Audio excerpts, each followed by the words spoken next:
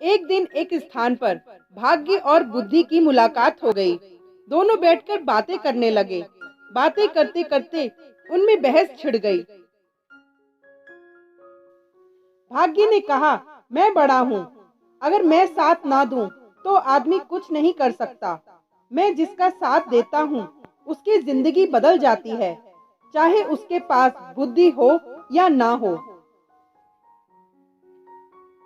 बुद्धि ने कहा, बुद्धि के बिना किसी का भी काम नहीं चल सकता। बुद्धि ना हो तो केवल भाग्य से कुछ नहीं बनता। आखिर दोनों ने फैसला किया कि खाली बहस करने के बजाय अपनी अपनी शक्ति का प्रयोग करके देखते हैं।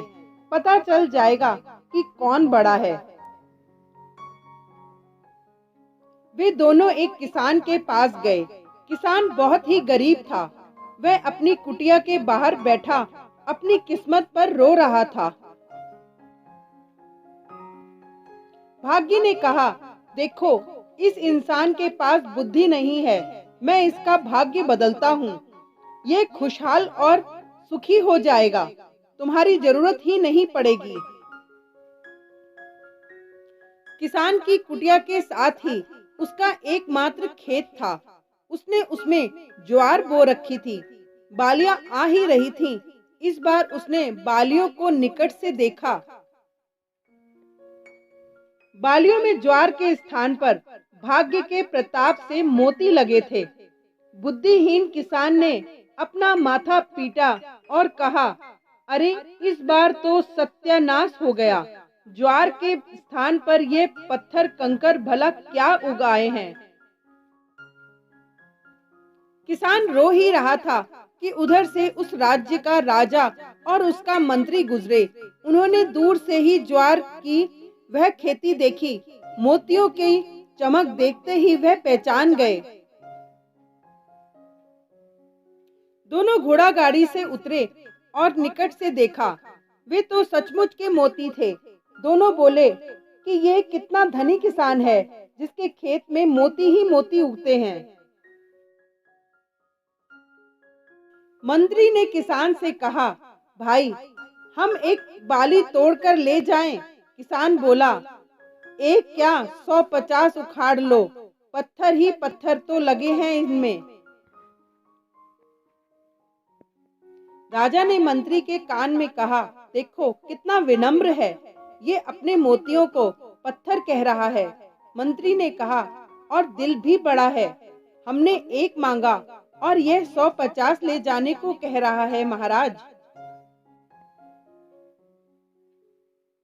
वे 2 बालियां तोड़कर ले गए। घोड़ा गाड़ी में बैठकर राजा ने मोतियों को हाथ में तोलते हुए कहा, मंत्री, हम राजकुमारी के लिए योग्य वर ढूंढ रहे थे ना, तो दूर क्यों जाएं? यह किसान जवान है, धनी है और कितना बड़ा दिल है इसका, इसलिए तो मोतियों को पत्थर कहता है। क्या ख्याल है? मंत्री बोला, महाराज, आपने मेरे मुंह की बात छीन ली। मंत्री घोड़ा गाड़ी से उतरकर किसान के पास गया और किसान के हाथ पर एक सोने की मुद्रा रखकर कहा, युवक, हम तुम्हारा विवाह राजकुमारी से तय कर रहे हैं। किसान घबराया और बोला, नहीं मालिक, मैं एक निर्धन किसान हूँ। मंत्री समझा कि विनम्रता के कारण ही वह ऐसा कह रहा है। उन्होंने उसकी पीठ थपथपाकर उसे चुप करा दिया। राजा के जाने के बाद किसान ने लोगों को बताया कि उसकी शादी राजकुमारी से तय हो गई है। सब हंसे। एक ने कहा, अरे बेवकूफ, ये शायद तुझे मरवाने की चाल है। हम तो तेरे साथ नहीं चलेंगे, कहीं हम भी ना मारे जाएं। अकेले अपनी बारात में जइयो। किसान को अकेले ही जाना पड़ा। राजा ने उसका बुरा नहीं माना। मंत्री ने उसे अपने घर ठहराया। वहीं से उसकी बारात गई और धूमधाम से राजकुमारी से उसकी शादी हो गई। शादी हो जाने के बाद राजा ने दामाद को महल का ही एक भाग दे दिया। राजा का कोई पुत्र नहीं था, तथा वह दामाद को अपने पास ही रखना चाहता था ताकि बाद में उसे राज सिंहासन सौंप सके। राज परिवार की परंपरा के अनुसार राजकुमारी वधू के वेश में सज धज कर खाना लेकर रात को अपने पति के कक्ष में गई। किसान ने इतनी सुंदरता से सजी और आभूषणों से लदी कन्या सपने में भी नहीं देखी थी।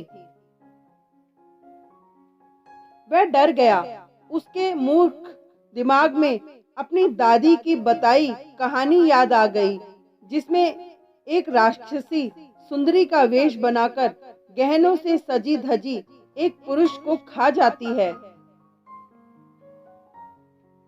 उसने सोचा कि यह भी कोई राक्षसी है जो उसे खाने के लिए आई है। वह उठा और राजकुमारी को धक्का देकर गिराता हुआ चिल्लाता बाहर की ओर भागा। भागता भागता वह सीधे नदी किनारे पहुंचा और पानी में कूद गया। उसने सोचा कि राक्षसी का पति होने से अच्छा मर जाना होगा। राजकुमारी के अपमान की बात सुनकर राजा आग बबूला हो गया। राजा के सिपाहियों ने किसान को डूबने से पहले ही बचा लिया।